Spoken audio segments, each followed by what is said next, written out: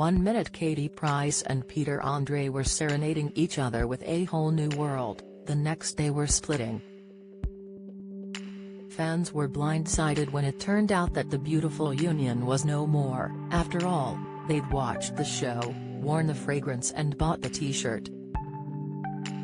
In the end, it took just over a minute for a judge at London's High Court to end their 3.5-year marriage amid a whirl of mystery and speculation. At the time, both refused to reveal what had torn them apart, although Katie did concede that the separation hadn't been her choice. "Pete is the love of my life and my life.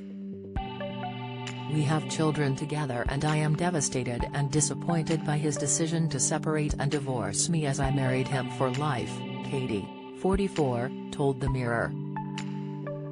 "This is not what I want and the decision has been taken out of my hands.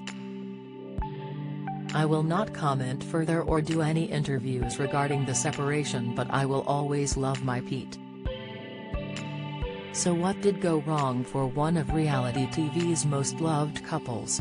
Yes, they had both admitted to having jealous rows and openly bickered on their shows, but few were convinced that was enough to derail them. It was Katie who eventually lifted the lid, claiming it had all been down to a big misunderstanding sparked by a night out with her hunky riding instructor Andrew Gould.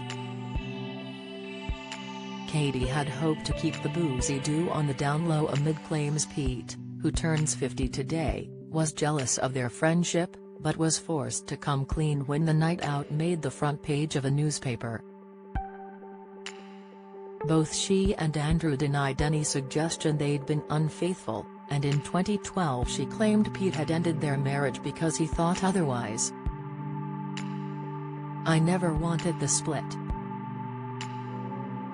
It's unfortunate that he thought I was having an affair," she told Radio 4's Woman's Hour, insisting he had no proof. For Peter's part, he refused to be drawn on it, but hinted that whatever went down was huge. "Something big happened, which I won't reveal as I don't want my kids reading it. But when I tell them, I'll come on your show and reveal what actually happened," he told Piers Morgan in 2009.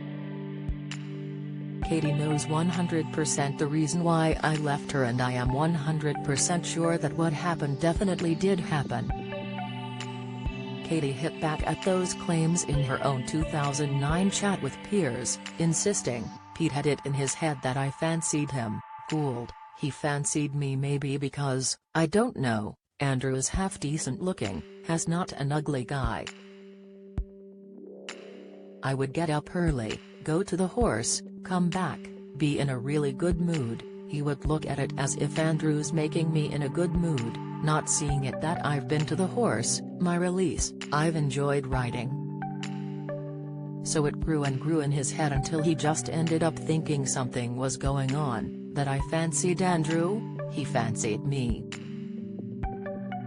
Whatever the truth, as far as Pete was concerned, their marriage was over.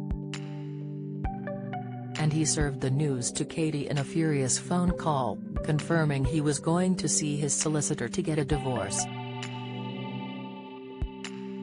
Unable to take it in, Katie said she was too shocked to cry as she tried to understand the magnitude of his words and told him to go and see his solicitor if that's what he wanted. In the heat of the moment, she told him, "Fine, divorce me. I had heard him say things like this so many times, but I knew that this time he meant it," she wrote in her autobiography, "You only live once." "I didn't cry. My marriage to the man I thought was the love of my life was over, but I didn't cry. I was still so shocked and reeling from what had said, I felt fearful and sick. I had no idea what was going to happen next, but I knew I had to be strong. That was all I kept telling myself."